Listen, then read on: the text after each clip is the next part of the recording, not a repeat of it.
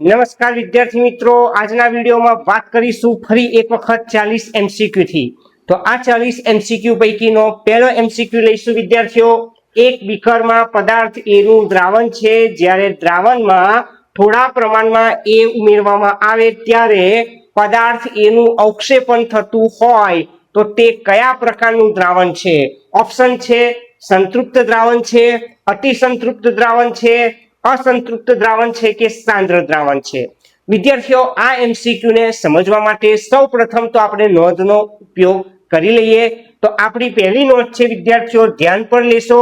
દ્રાવ્યને દ્રાવણમાં ઉમેરવામાં આવે છે ત્યારે દ્રાવ્ય થાય તો સમજવાનું તે असंतृप्त દ્રાવણ છે। દ્રાવ્યને દ્રાવણમાં ઉમેરીએ છીએ અને દ્રાવ્ય ન થાય તો તે સંતૃપ્ત દ્રાવણ છે, અને દ્રાવ્યને દ્રાવણમાં ઉમેરવામાં આવે ત્યારે તે જ દ્રાવ્ય ઘટકનું જો અવક્ષેપણ થતું હોય તો તે અતિસંતૃપ્ત દ્રાવણ તરીકે ઓળખાય છે। આ પ્રશ્નની અંદર વિદ્યાર્થીઓ અહીં આગળ પદાર્થ એનું અવક્ષેપણ થાય છે, માટે આપેલ દ્રાવણ અતિસંતૃપ્ત દ્રાવણ કહેવાય છે। વાત કરીશું બીજા એમસીક્યુની। મોલલ ઉન્નયન અચળાંકનો એકમ જણાવવાનો છે। વિદ્યાર્થીઓ ધ્યાન આપજો, મોલલ ઉન્નયન અચળાંકનો એકમ કયો? તો વિદ્યાર્થીઓ અહીં આગળ delta TB is equal to આપણને ખબર જ છે કેબી ઇન્ટુ એમ। એમ એટલે મોલાલિટી, કેબી ને કરતા બનાવીએ કારણ કે આપણે કેબી મોલલ ઉન્નયન અચળાંકનો એકમ મેળવવાનો છે। તો કેબી ને કરતા બનાવું તો ડેલ્ટા ટીબી અપોન એમ લખાશે। ડેલ્ટા ટીબી તો વિદ્યાર્થીઓ તાપમાનના ફેરફારનો એકમ આપણે કેલ્વિનમાં લઈશું, તાપમાન કેલ્વિનમાં લેવાના છે। મોલાલિટી એટલે મોલ કેજી ઇનવર્સ, તો વિદ્યાર્થીઓ મોલને અંશમાં લઈ લો, મોલ ઇનવર્સ કેજી ઇનવર્સ અંશમાં જાય તો કેજી થાય। એનો અર્થ કે મોલલ ઉન્નયન અચળાંકનો એકમ કેલ્વિન કિલોગ્રામ મોલ ઇનવર્સ, એટલે કે ઓપ્શન એ સાચો છે। વાત કરીએ વિદ્યાર્થીઓ આગળના એમસીક્યુની, તો પાણીનું બાષ્પ દબાણ 300 કેલ્વિન તાપમાને 12.3 kPa તેના અબાષ્પશીલ દ્રાવ્યના 1 મોલલ દ્રાવણ માટે બાષ્પ દબાણ ગણવાનું છે। તો વિદ્યાર્થીઓ આ એમસીક્યુ માટે આ શોર્ટ કી યાદ રાખજો, P0 - P upon P0 ગુણ્યા 55.55 ઇઝ ઇક્વલ ટુ મોલાલિટી। તમને P0 ની કિંમત આપેલી છે, P0 ની કિંમત 12.3 માઇનસ P છેદમાં P0 ની કિંમત 12.3 ગુણ્યા 55.55 મોલાલિટી પણ આપેલી છે 1 મોલલ એટલે 1 લખાશે। અનુસાદરૂપ આપી દઈએ 12.3 ગુણ્યા 12.3 માઇનસ P છેદમાં 12.3 બરાબર K છેદમાં 55.55, અનુસાદરૂપ 0.018 થશે।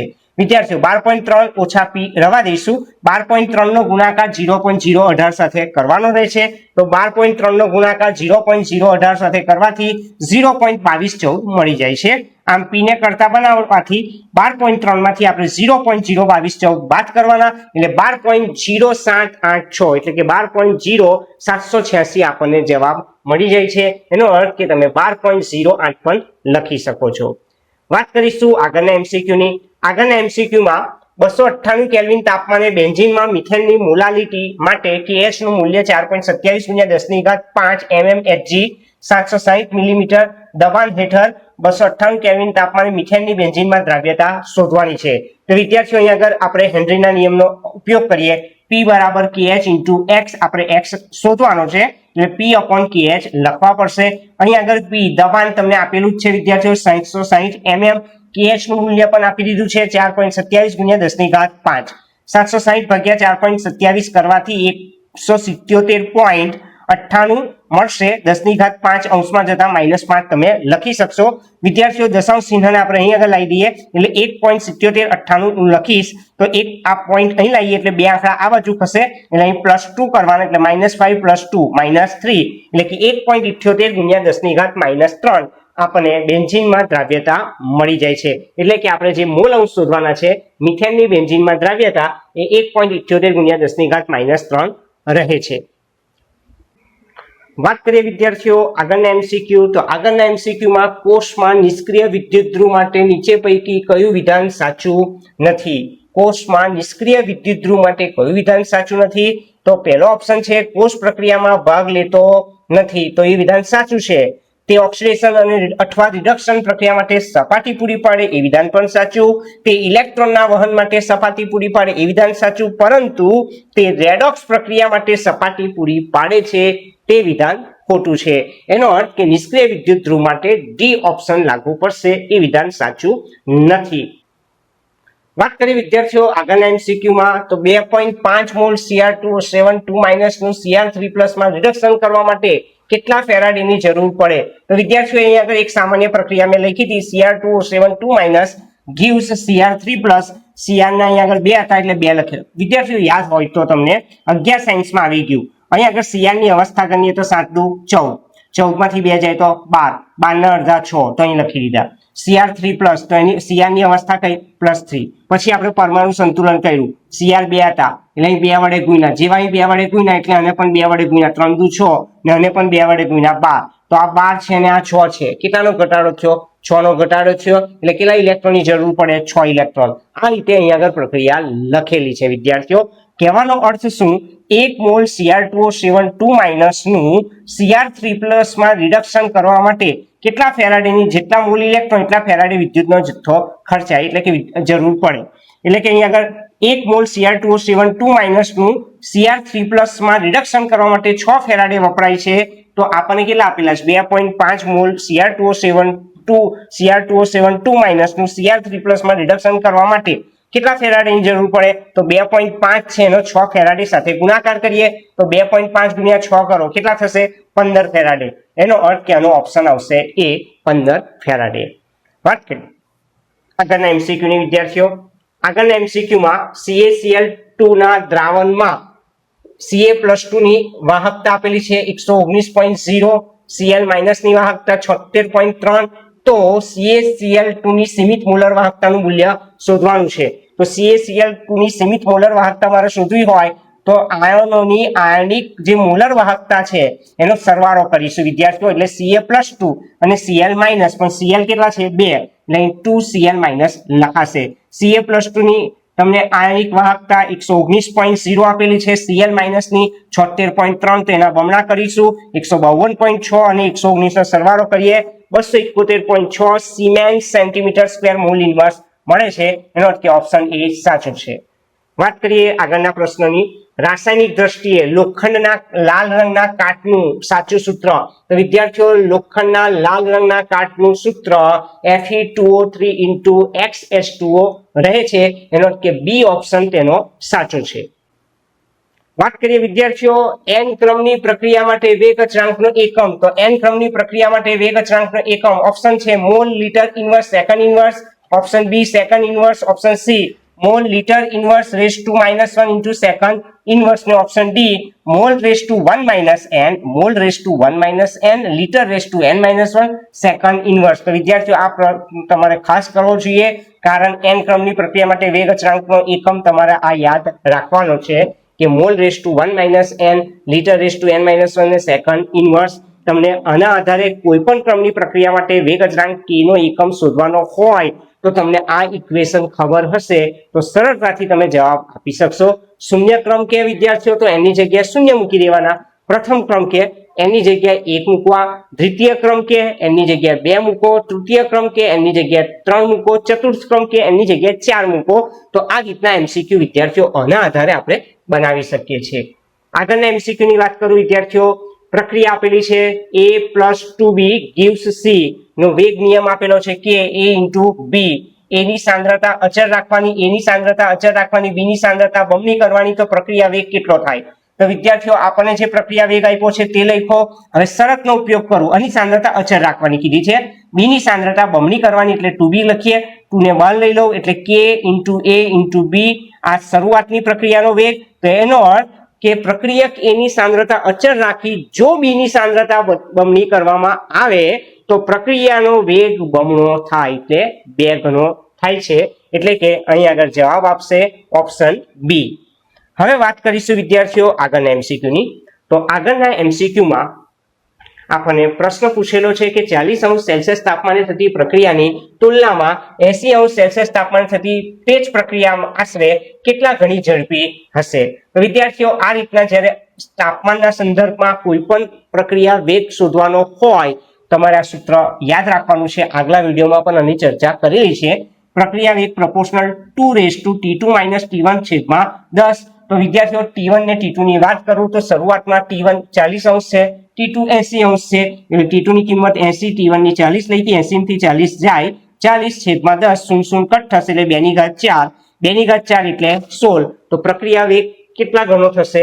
16 ગણો ઝડપી થશે. તો આ રીતના પ્રશ્નો પણ વિદ્યાર્થીઓ બોર્ડની પરીક્ષામાં પૂછાતા હોય છે. ત્યાર પછીનો પ્રશ્ન છે, દ્વિતીય ક્રમની પ્રક્રિયા માટે આપેલ વિધાન પૈકી કયું વિધાન સાચું છે? T1/2 proportional R0 એટલે શરૂઆતની સાંદ્રતા, T1/2 proportional 1/R0⁻², T1/2 proportional 1/R0, T1/2 proportional 1/R. તો વિદ્યાર્થીઓ અહીં જુદી જુદી પ્રક્રિયા માટે મેં T1/2 ના મૂલ્યો લખેલા છે, જે તમારે કરી લેવાના છે. આ ખૂબ જ કામ લાગશે. શૂન્ય ક્રમની પ્રક્રિયા હોય તો T1/2 proportional R0, એનો અર્થ કે T1/2 શૂન્ય ક્રમની પ્રક્રિયાનો અર્ધાયુષ્ય સમય એ મૂળ સાંદ્રતાના સમપ્રમાણમાં હોય છે. પ્રથમ ક્રમની પ્રક્રિયાનો અર્ધાયુષ્ય સમય મૂળ સાંદ્રતાથી સ્વતંત્ર હોય છે. n ક્રમની પ્રક્રિયા માટે T1/2 proportional 1/R0⁻n-1 લખાશે. તો અહીં આગળ આપણને પ્રશ્ન પૂછવામાં આવ્યો છે દ્વિતીય ક્રમ માટે. વિદ્યાર્થીઓ દ્વિતીય ક્રમ માટે પૂછવામાં આવ્યું છે એટલે કે તમારે અહીં આગળ n ની જગ્યાએ 2 લખો તો 2 માંથી 1 જાય તો કેટલા રહે? 1 રહે. એટલે 1/R0 લખાય છે. એનો અર્થ કે તમારો ઓપ્શન દ્વિતીય ક્રમ માટે T1/2 proportional 1/R0 રહે છે. એટલે વિદ્યાર્થીઓ તમારે n ક્રમની પ્રક્રિયા માટે આ સૂત્ર પાક્કું કરી દેવાનું. તો કોઈ પણ ક્રમની પ્રક્રિયા માટે તમારે ફક્ત n ની કિંમત મૂકવાની, તમારો જવાબ આવી જશે. વાત કરીએ વિદ્યાર્થીઓ આગળના MCQ ની, તો ગેડોલિનિયમ 4f શ્રેણીનું તત્વ છે, જેનો પરમાણ્વીય ક્રમાંક 64 છે. તો ગેડોલિનિયમની ઇલેક્ટ્રોન રચના આ પૈકી કઈ? તો વિદ્યાર્થીઓ પરમાણ્વીય ક્રમાંક 64 છે. તો આપણે કાઉન્ટ કરીએ. આ 54 ઝીનોન, 54 ને 7 61 62 63 64 ને 6 60 62 63 64 અને 8 62 ને 2 64 54 અને 9 63 ને 1 64. તો બધામાં 64 છે. પણ વિદ્યાર્થીઓ ખાસ ધ્યાન રાખવાનું કે ગેડોલિનિયમ 4f શ્રેણીનું તત્વ છે અને 4f માં જો 7 ઇલેક્ટ્રોન મળી જાય તો એ પ્રણાલી સ્થાયિત્વ ધારણ કરે છે. અહીં લખેલું છે કે 4f7 જેમાં હોય એ અર્ધપૂર્ણ પેટાકોષ એ 4f ની વિશિષ્ટ સ્થાયીતા માટે જવાબદાર છે. એનો અર્થ કે 4f7 બધામાં જો આમાં 4f6 છે, 4f8 અને 4f9, તો ગેડોલિનિયમની સાચી ઇલેક્ટ્રોન રચના કઈ? ઝીનોન, 4f7, 5d1 અને 6s2. આ તમારે યાદ રાખવાનું કામ લાગે. વાત કરીશું આગળના MCQ ની. તો આગળનો MCQ છે, જ્યારે ધાતુની સ્ફટિક રચનામાં નાના પરમાણુઓ ગોઠવાય છે ત્યારે આંતરાલીય સંયોજન બને છે. તો નીચેનામાંથી કયો ગુણધર્મ આંતરાલીય સંયોજનનો લાક્ષણિક ગુણધર્મ નથી? તો વિદ્યાર્થીઓ આના માટે તમને આંતરાલીય સંયોજનની લાક્ષણિકતાઓ ખબર હોવી જોઈએ. તો આ પ્રશ્ન તમે ઇઝીલી સોલ્વ કરી શકો છો. પહેલો ઓપ્શન છે, શુદ્ધ ધાતુની સરખામણીમાં આંતરાલીય સંયોજનના ગલનબિંદુ ઊંચા હોય છે. વિધાન સાચું છે. આંતરાલીય સંયોજન ખૂબ જ સખત છે, એ વિધાન સાચું છે. આંતરાલીય સંયોજનો તે ધાતુઓની વાહકતા જાળવી રાખે છે. આ વિધાન પણ સત્ય છે. તો આંતરાલીય સંયોજન રાસાયણિક રીતે ખૂબ જ સક્રિય હોય છે. તો આ વિધાન વિદ્યાર્થીઓ ખોટું છે. આંતરાલીય સંયોજન રાસાયણિક રીતે નિષ્ક્રિય હોય છે. એનો અર્થ કે ડી ઓપ્શન એનો ખોટો છે. નોંધ પણ લખેલી જ, આંતરાલીય સંયોજન રાસાયણિક રીતે નિષ્ક્રિય હોય છે. આગળનો MCQ વિદ્યાર્થીઓ, નીચે પૈકી કયું સંયોજન સૂકા કોષમાં વપરાય છે? પોટેશિયમ ડાયક્રોમેટ, V2O5, MnO2 કે KMnO4. તો વિદ્યાર્થીઓ આગલા ચેપ્ટરમાં એટલે કે વીજ રસાયણ ચેપ્ટરમાં સૂકા કોષમાં પણ આવી જાય છે. સૂકા કોષમાં મેંગેનીઝ ડાયોક્સાઇડનો ઉપયોગ થાય છે એટલે કે MnO2. ત્યાર પછીનો MCQ ખૂબ જ સમજવાનો છે વિદ્યાર્થીઓ, આયોનિક ત્રિજ્યાનો યોગ્ય ક્રમ. તો વિદ્યાર્થીઓ આગળ બધાના ચડતા ક્રમ આપેલા છે. પહેલી વાત કે આ જે ચડતા ક્રમ છે એના પહેલા આપણે નોંધ પણ શાંતિથી સમજી લઈએ, જેથી આ રીતના MCQ આપણને તરત સમજી શકાય. તો વિદ્યાર્થીઓ અહીંયા આગળ યાદ રાખજો તમે કે એક જ આવર્તમાં તત્વો આવેલા હોય ત્યારે આપણે ડાબી બાજુથી કઈ બાજુ જઈએ છીએ? જમણી તરફ. ડાબી બાજુથી જમણી તરફ જઈએ તો વિદ્યાર્થીઓ પરમાણ્વીય ક્રમાંક તો વધે છે, પરંતુ મુખ્ય ક્વોન્ટમાંક અચળ રહેતો હોય છે. એટલે પરમાણ્વીય ક્રમાંક વધવાની સાથે પરમાણુય ત્રિજ્યા વિદ્યાર્થીઓ ઘટી જાય, કારણ કે મુખ્ય ક્વોન્ટમાંક અચળ રહેવાનો, એટલે પરમાણુય ત્રિજ્યાઓ ઘટશે, પરિણામે આયોનિક ત્રિજ્યા પણ ઘટે છે. હવે વાત કરીએ આપણે જે તત્વો આપેલા છે એમાં લ્યુટેશિયમ. વિદ્યાર્થીઓ મેં તત્વોના નામ પણ લખેલા છે પરમાણ્વીય ક્રમાંક સાથે. લ્યુટેશિયમનો પરમાણ્વીય ક્રમાંક કેટલો છે? 71. યટરબિયમનો પરમાણ્વીય ક્રમાંક 70 છે.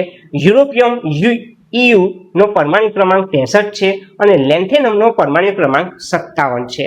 એટલે કે જેનો પરમાણ્વીય ક્રમાંક સૌથી વધારે હશે તેની આયોનિક ત્રિજ્યા સૌથી ઓછી હશે. તો એનો અર્થ એવો થયો કે લ્યુટેશિયમનો ક્રમાંક વધારે છે એટલે કે તેની આયોનિક ત્રિજ્યા સૌથી ઓછી હશે, એટલે કે તમારા ઓપ્શનમાં પહેલું Lu3+ આવે. હવે એના પછી વિદ્યાર્થીઓ યટરબિયમ, એના કરતા પરમાણ્વીય ક્રમાંક વધે છે એટલે આના કરતા એની આયોનિક ત્રિજ્યા વધશે. સોરી, લ્યુટેશિયમ કરતા આનો પરમાણ્વીય ક્રમાંક ઓછો છે યટરબિયમનો, એટલે કે એની આયોનિક ત્રિજ્યા વધવાની, એટલે Yb+3 એ વધશે. યટરબિયમ કરતા યુરેપિયમનો પરમાણ્વીય ક્રમાંક પાછો ઘટે છે, તો એનો અર્થ કે આના કરતા આની આયોનિક ત્રિજ્યા વધારે હશે એટલે Eu+3 આવશે. છેલ્લે વાત કરું તો લેન્થેનમનો પરમાણ્વીય ક્રમાંક સૌથી ઓછો, એટલે સૌથી વધારે આયોનિક ત્રિજ્યા તે આયનની છે, એટલે કે La3+ ની આયોનિક ત્રિજ્યા સૌથી વધારે છે. ફરીથી વિદ્યાર્થીઓ, જેટલો પરમાણ્વીય ક્રમાંક વધારે હશે એટલી એની આયોનિક ત્રિજ્યા ઓછી હશે, એટલે એ ઓપ્શન સાચો છે. વાત કરીશું વિદ્યાર્થીઓ આગળના MCQમાં. આપણને એક સવર્ગ આપેલું છે PT NH3Br Cl Py ના કેટલા ભૌમિતિક સમઘટકો શક્ય છે? તો વિદ્યાર્થીઓ ભૌમિતિક સમઘટકતામાં આપણે પ્રકાર શીખી ગયા છે. તો આ કયા ટાઈપનો સવર્ગ છે તેની વાત કરું તો વિદ્યાર્થીઓ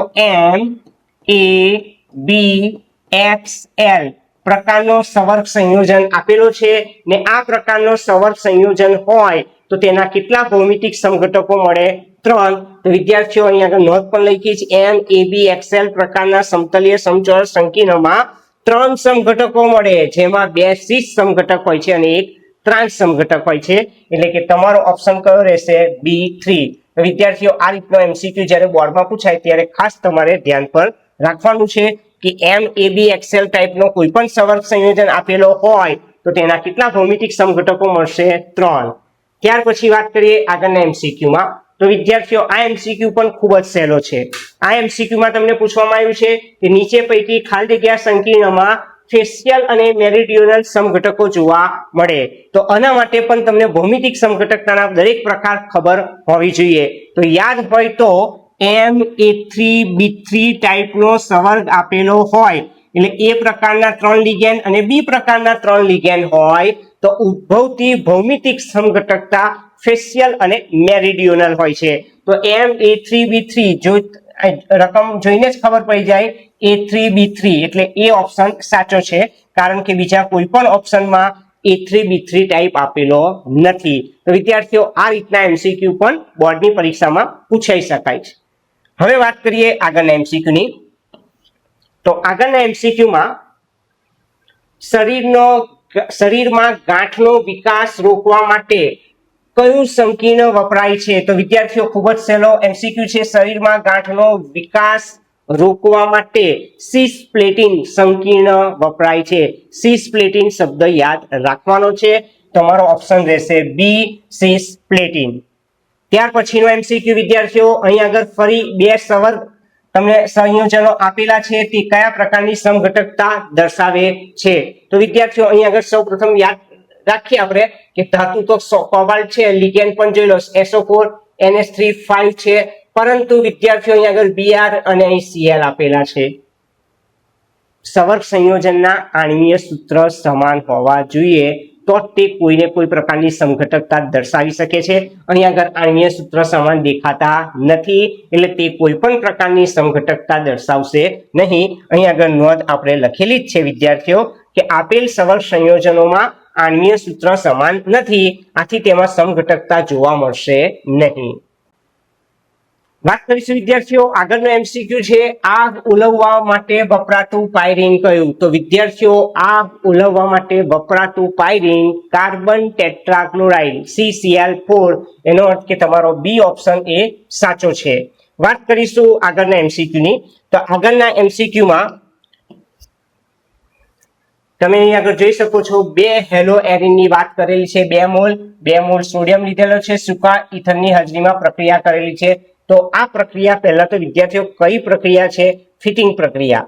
ફિટિંગ પ્રક્રિયામાં 2 એરાઇલ સમૂહો પરસ્પર જોડાયેલા હોય છે. એનો અર્થ કે તમે અહીં પ્રક્રિયાની વાત કરું તો 2X અને 2Na છૂટા પડ્યા તો 2 ફિનાઇલ જોડાઈ ગયા એટલે બાયફિનાઇલ કે ડાયફિનાઇલ નિપજ મળે છે. એનો અર્થ કે એ ઓપ્શન સાચો છે. ત્યાર પછી વિદ્યાર્થીઓ આ બીજી એક પ્રક્રિયા છે RX આલ્કાઇલ હેલાઇડ વત્તા મેગ્નેશિયમ શુષ્ક ઇથરની હાજરીમાં પ્રક્રિયા કરી, મધ્યસ્થી નિપજ મળી, એનું જલ વિભાજન કર્યું, RH વત્તા MgOH. આ પ્રક્રિયા કયા નામે ઓળખાય છે? તો વિદ્યાર્થીઓ પ્રક્રિયા જોઈને જ ખબર પડવી જોઈએ કે આલ્કાઇલ હેલાઇડ મેગ્નેશિયમ ધાતુની છીલ શુષ્ક ઇથરની હાજરીમાં પ્રક્રિયા કરવામાં આવે તો ગ્રિગ્નાર્ડ પ્રક્રિયા મળે. તો આ પ્રક્રિયા કયા નામે ઓળખાય? ગ્રિગ્નાર્ડ પ્રક્રિયાના નામે ઓળખાય છે. સહેલી પ્રક્રિયા છે. બોર્ડમાં આ રીતની પ્રક્રિયા આપી દીધેલી હોય અને પ્રક્રિયા ઓળખવાની પૂછવામાં આવે છે. ત્યાર પછીનો MCQ વિદ્યાર્થીઓ ક્લોરલની ક્લોરોબેન્ઝીન સાથેની પ્રક્રિયાથી મળતું અગત્યનું જંતુનાશક સંયોજન કયું? તો વિદ્યાર્થીઓ યાદ રાખો ક્લોરલનું સૂત્ર CCl3 CHO. એની ક્લોરોબેન્ઝીનના 2 મૂળ સાથે પ્રક્રિયા કરવામાં આવે સાંદ્ર સલ્ફ્યુરિકની હાજરીમાં તો મળતી સાંદ્ર સલ્ફ્યુરિક એસિડની હાજરીમાં પ્રક્રિયા કરવામાં આવે તો મળતી નિપજ યાદ રાખો વિદ્યાર્થીઓ પેરા ડેશ એટલે P ડેશ ડાઇક્લોરો ડાયફિનાઇલ ટ્રાઇક્લોરો ઇથેન જે DDT ના નામે ઓળખાય છે. એટલે વિદ્યાર્થીઓ તમારો ઓપ્શન રહેશે DDT. ફરીથી ક્લોરલની ક્લોરોબેન્ઝીન સાથે સાંદ્ર સલ્ફ્યુરિક એસિડની હાજરીમાં પ્રક્રિયા કરવામાં આવે તો કયું જંતુનાશક સંયોજન મળે? DDT. તો વિદ્યાર્થીઓ બોર્ડની અંદર તમને DDT નું પૂરું નામ પણ પૂછી શકાય. ફરીથી વાત કરી લઈએ. P ડેશ ડાઇક્લોરો ડાયફિનાઇલ ટ્રાઇક્લોરો અને 2 કાર્બન વાળો ઇથેન. તો આ એનું IUPAC નામ થાય છે. વાત કરીશું વિદ્યાર્થીઓ આગળનો MCQ ખૂબ જ સહેલો MCQ છે. ફિનોલમાંથી સેલિસાલ્ડીહાઇડ બનાવવા માટે કઈ પ્રક્રિયા વપરાય? ફિનોલમાંથી સેલિસાલ્ડીહાઇડ પૂછે કે ફિનોલમાંથી 2 હાઇડ્રોક્સી બેન્ઝાલ્ડીહાઇડ પૂછે. કઈ પ્રક્રિયા છે? રિમર્ટીમાન. એટલે ફિનોલમાંથી સેલિસાલ્ડીહાઇડ મેળવવા માટે રિમર્ટીમાન પ્રક્રિયા વપરાતી હોય છે. વિદ્યાર્થીઓ આગળના MCQમાં મિથાઇલ સેલિસિલેટનું આપણે IUPAC નામ લખવાનું છે. પહેલા તો મિથાઇલ સેલિસિલેટનું બંધારણ સમજી લઈએ. તો અહીં આગળ આ બેન્ઝીન વલય છે. બેન્ઝીન વલયમાં પહેલા નંબર પર આપણે એવું કરીશું COOCH3 લખીશું અને બીજા નંબર પર OH લખી દઈશું. તો CH3 માટે કયો શબ્દ લખાય? મિથાઇલ. બીજા નંબર ઉપર શું છે? OH 2 હાઇડ્રોક્સી મિથાઇલ 2 હાઇડ્રોક્સી અને બેન્ઝીન ઉપર એસ્ટર છે એટલે બેન્ઝીનનો એસ્ટર કયો? બેન્ઝોએટ. એનો અર્થ કે મિથાઇલ સેલિસિલેટનું IUPAC નામ મિથાઇલ 2 હાઇડ્રોક્સી બેન્ઝોએટ મળે છે. એટલે કે એ ઓપ્શન સાચો છે. વિદ્યાર્થીઓ અહીં આગળ આપણને 3 સંયોજન આપેલા છે. આ 3 સંયોજનોની HBr HCl સાથેની પ્રક્રિયાની પ્રતિક્રિયાત્મકતાનો સાચો ચડતો ક્રમ લખવાનો છે. એનો અર્થ કે જેની પ્રતિક્રિયાત્મકતા સૌથી ઓછી હશે તેને આપણે પહેલા લખીશું, ત્યારબાદ એને ચડતા ક્રમમાં લખવાનું. એનો અર્થ કે જેની પ્રતિક્રિયાત્મકતા સૌથી વધારે છે એને આપણે છેલ્લે લખવાના છે. તો વિદ્યાર્થીઓ સૌપ્રથમ વાત કરું તો બધામાં જોઈ લો પહેલા સ્થાન પર તો CH2OH છે અહીં આગળ દરેકમાં, અને પહેલા સ્થાનમાં NO2 છે અને પહેલા સ્થાનમાં Cl છે. તો વિદ્યાર્થીઓ નોંધને પણ ધ્યાન પર લેવાની છે. નોંધ ખાસ ધ્યાન રાખજો. પહેલા સ્થાને જ્યારે NO2 અને Cl હોય ત્યારે એ ઇલેક્ટ્રોન આકર્ષક હોવાને કારણે કેન્દ્ર અનુવાકી વિસ્થાપન પ્રક્રિયાની ક્રિયાશીલતામાં ઘટાડો કરે છે. આથી એની સરખામણીએ B અને C એ ઓછા પ્રતિક્રિયાત્મક છે. એનો અર્થ કે એની પ્રતિક્રિયાત્મકતા સૌથી વધારે છે. આ NO2 અને Cl પહેલા સ્થાનમાં છે અને એ ઇલેક્ટ્રોન આકર્ષક છે. આથી કેન્દ્ર અનુરાગી વિસ્થાપન પ્રક્રિયાની પ્રતિક્રિયાત્મકતામાં તે ઘટાડો કરવાના છે. આથી એની ક્રિયાશીલતા વધારે એટલે એની ક્રિયાશીલતા વધારે હોય એવા આપણી પાસે કયા ઓપ્શન છે? બોલો, C અને D ઓપ્શન છે. હવે વિદ્યાર્થીઓ આ બેની વાત કરીશું કે NO2 અને Cl. તો વિદ્યાર્થીઓ એના માટે પણ નોંધ લખેલી છે કે Cl કરતા NO2 અધિક પ્રમાણમાં કેન્દ્ર અનુરાગી પ્રક્રિયાની પ્રતિક્રિયાત્મકતામાં ઘટાડો કરે છે. એટલે NO2 સૌથી વધારે પ્રતિક્રિયાત્મકતામાં ઘટાડો કરે છે. એટલે કે આપણો જે B સંયોજન છે NO2 વાળો, એ B સંયોજન HBr અને HCl સાથે લઘુત્તમ અને જે સી ઓપ્શન છે Cl વાળો એ HCl અને HBr સાથે મહત્તમ પ્રતિક્રિયાત્મક છે, એનો અર્થ કે તમારે પહેલો કયો ઓપ્શન લખવાનો રહેશે? બી, ત્યાર પછી આવશે સી અને છેલ્લે એની પ્રતિક્રિયાત્મકતા સૌથી વધારે, એટલે કે બી, સી અને એ તમારો સાચો જવાબ થશે. ત્યાર પછી વિદ્યાર્થીઓ ક્યુમિનની પદ્ધતિમાં અંતિમ આડ પેદાશ કઈ? ક્યુમિન એટલે આઇસોપ્રોપાઇલ બેન્ઝીન. ક્યુમિનનું આણ્વીય સૂત્ર પૂછે તો C9H12 લખવું. ક્યુમિનનું આણ્વીય સૂત્ર C9H12. ક્યુમિન અન્ય કયા નામે ઓળખાય? આઇસોપ્રોપાઇલ બેન્ઝીન. વિદ્યાર્થીઓ ક્યુમિનની અંતિમ નિપજની વાત કરું. ક્યુમિન પદ્ધતિ એ ફિનોલના ઉત્પાદન માટેની છે અને આડ પેદાશની વાત કરું તો બીજી જે નિપજ મળે છે તે છે એસિટોન, પ્રોપેનોન, ઉત્તમ દ્રાવક છે વિદ્યાર્થીઓ. તો ક્યુમિનની પદ્ધતિમાં અંતિમ આડ પેદાશ તમને એસિટોન, પ્રોપેનોન મળે છે, એટલે કે બી ઓપ્શન સાચો છે. વાત કરીએ વિદ્યાર્થીઓ થેલિક એસિડનું IUPAC નામ. તો થેલિક એસિડનું સ્ટ્રક્ચર લખી દઈએ આપણે. એમાં પહેલા સ્થાન પર COOH, બીજા સ્થાન પર COOH. તો થેલિક એસિડનું IUPAC નામ benzene one two dicarboxylic acid. Benzene one two dicarboxylic acid. એનો અર્થ કે ઓપ્શન બી એ સાચો છે. બેન્ઝીન 1,2-ડાઇકાર્બોક્સિલિક એસિડ એ થેલિક એસિડનું IUPAC નામ છે. તેવી જ રીતે વિદ્યાર્થીઓ આગળનો MCQ પણ ખૂબ જ અગત્યનો રહે છે. સોડા લાઇમ શાનું મિશ્રણ છે? મોસ્ટ ઓફ બધા જ વિદ્યાર્થીઓને ખબર છે કે સોડા લાઇમ એ NaOH અને CaO નું મિશ્રણ, પણ બોર્ડની અંદર વિદ્યાર્થીઓ NaOH અને CaO નું જેમ પ્રમાણ આપેલું હોય તો એના આધારે તમારે MCQ શોધવો. આ બધા MCQ માં NaOH ને CaO જ લખેલા છે. પહેલા ઓપ્શનમાં NaOH CaO નું 1:1 મિશ્રણ, NaOH CaO નું 1:3 મિશ્રણ, NaOH અને CaO નું 3:1 મિશ્રણ, NaOH અને CaO નું 1:2 મિશ્રણ. તો સાચો ઓપ્શન રહેશે NaOH અને CaO નું 3:1 પ્રમાણ એ સોડા લાઇમ મિશ્રણ તરીકે ઓળખાય છે, એટલે ઓપ્શન સી એ સાચો છે. વાત કરીએ વિદ્યાર્થીઓ આગળનો MCQ. નીચે પૈકી ખાલી જગ્યા ખાદ્ય પદાર્થમાં પરિરક્ષક એટલે પ્રિઝર્વેટિવ તરીકે વપરાય છે.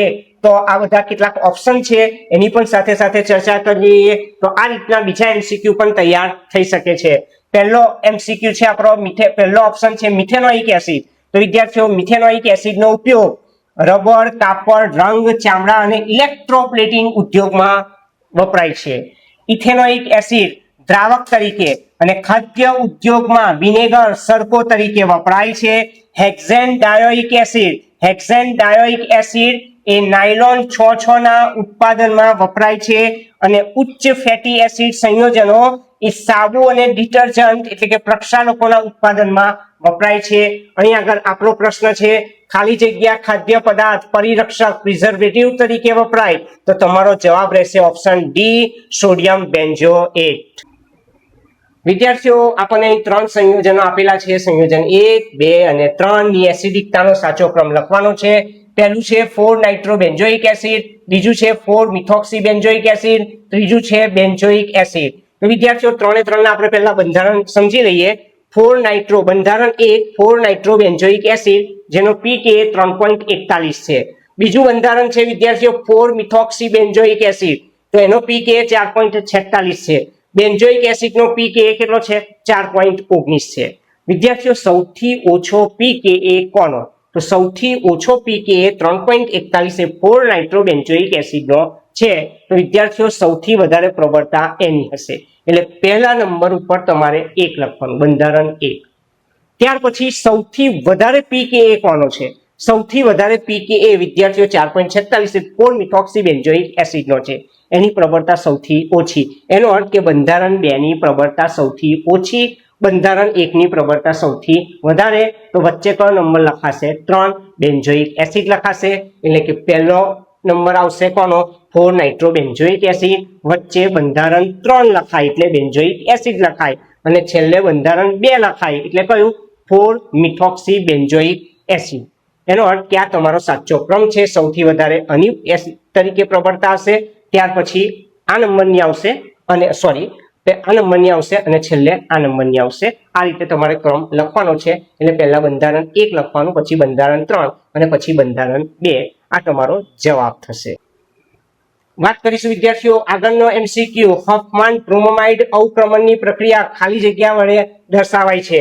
તો વિદ્યાર્થીઓ તમારો હોફમાન બ્રોમોમાઇડ અવક્રમણ એટલે હોફમેન બ્રોમોમાઇડ વિઘટન, તો એ એમાઇડ સંયોજનની છે. તો અહીંયા આગળ એરાઇલ એમાઇડ તમને આપેલા જ છે એટલે ArCONH2 એમાઇડ માંથી એમાઇન સંયોજન મેળવવાના. એટલે આ ઓપ્શન તો આવે ના, આ ઓપ્શન પણ ના આવે ને આ ઓપ્શન પણ ના આવે. તમારે એમાઇડ માંથી એમાઇન મેળવવાના છે ને, તો ArCONH2 એ યોગ્ય જવાબ છે. ત્યાર પછી વિદ્યાર્થીઓ વાત કરીશું આગળનો MCQ. નીચે પૈકી ખાલી જગ્યા પ્રબળ બ્રોન્સ્ટેડ બેઝ છે. ઓપ્શન છે એનિલિન, એમોનિયા, પાયરોલ, પાયરોલિડિન. તો આ બધા વિશે વિદ્યાર્થીઓ પહેલા નોંધ જોઈ લઈએ ને પ્રબળ બ્રોન્સ્ટેડ બેઝ આપણે કહીશું. તો શરૂઆત કરીએ એનિલિન. એનિલિન એ NH3 કરતા નિર્બળ બેઝ છે, કારણ એનિલિનમાં સંસ્પંદન બંધારણ જોવા મળે છે, એટલે એનિલિન એ NH3 કરતા નિર્બળ બેઝ છે.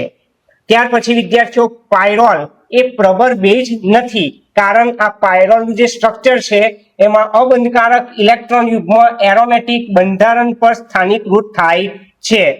પાયરોલિડિન એ પ્રબળ બેઝ છે વિદ્યાર્થીઓ, કારણ તેમાં સંસ્પંદન બંધારણ જોવા મળતું નથી. એનો અર્થ કે પ્રબળ બેઝ કયો થયો? પાયરોલિડિન. તો પાયરોલિડિન એ તમારો જવાબ. વિદ્યાર્થીઓ ફરીથી એક વખત નોંધ બોલું, એનિલિન જે છે એ NH3 કરતા નિર્બળ બેઝ, કારણ એનિલિનમાં સંસ્પંદન બંધારણ જોવા મળે. પાયરોલની વાત કરું વિદ્યાર્થીઓ, પાયરોલ એ પ્રબળ બેઝ નથી, કારણ અબંધકારક ઇલેક્ટ્રોન યુગ્મ એરોમેટિક બંધારણ પણ સ્થાનીકૃત થાય છે. પાયરોલિડિન એ પ્રબળ બેઝ છે, કારણ તેમાં સંસ્પંદન બંધારણ જોવા મળતું નથી, એટલે પાયરોલિડિન તમારો જવાબ છે. વિદ્યાર્થીઓ સ્ટ્રક્ચર પણ તમને MCQ માં આપી શકે છે. વાત કરીશું આગળનો MCQ વિદ્યાર્થીઓ. H2O, NH3, OH-, NH2- સ્પીસીઝનો સાચો બેઝિક પ્રબળતાનો ઉતરતો ક્રમ લખવાનો છે. તો વિદ્યાર્થીઓ એઝેનાઇડ NH2- એટલે એઝેનાઇડ એ પ્રબળ બેઝ છે, એટલે પહેલા NH2- લખેલું છે. NH2- એઝેનાઇડ માટે બીજું પણ લખેલું છે કે તે ઋણ વીજભાર પણ ધરાવે છે અને 2 ઇલેક્ટ્રોન યુગ્મ N પરમાણુ પર આવેલા છે, એટલે એઝેનાઇડ એ પ્રબળ બેઝિક છે, એટલે પહેલા NH2- લખવાનું, પછી OH- લખવાનું, પછી NH3 અને છેલ્લે કોણ આવશે? H2O. આ રીતે તમારો જવાબ આવશે. ત્યાર પછી વિદ્યાર્થીઓ એક પ્રક્રિયા આપેલી છે C6H5N2 Cl- કોપર પાવડરની હાજરીમાં પ્રક્રિયા કરેલી છે. C6H5Cl એટલે ક્લોરોબેન્ઝીન, N2 અને CuCl આપેલું છે. આ પ્રક્રિયા કયા નામે ઓળખાય છે? તો વિદ્યાર્થીઓ બેન્ઝીન ડાયઝોનિયમ ક્લોરાઇડની કોપરની હાજરીમાં HCl સાથે થતી આ પ્રક્રિયા એ ગાટરમાન પ્રક્રિયા તરીકે ઓળખાય છે, જે તમારી ટેક્સ્ટમાં પણ વિદ્યાર્થીઓ આપેલ છે. વાત કરીએ વિદ્યાર્થીઓ આગળના MCQ ની.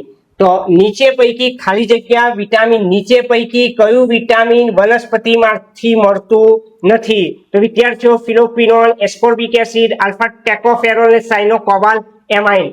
આ વિટામિનના નામ છે જેમાંથી કયું વનસ્પતિમાંથી મળતું નથી? તો વિદ્યાર્થીઓ સાયનોકોબાલ્ટ એમાઇન એટલે વિટામિન B12 એ શામાંથી મળે? વનસ્પતિમાંથી નથી મળતું, પરંતુ તે પ્રાણી અને બેક્ટેરિયાઓમાંથી બને છે, એટલે તમારો જવાબ આવશે વિટામિન B12 સાયનોકોબાલ્ટ એમાઇન.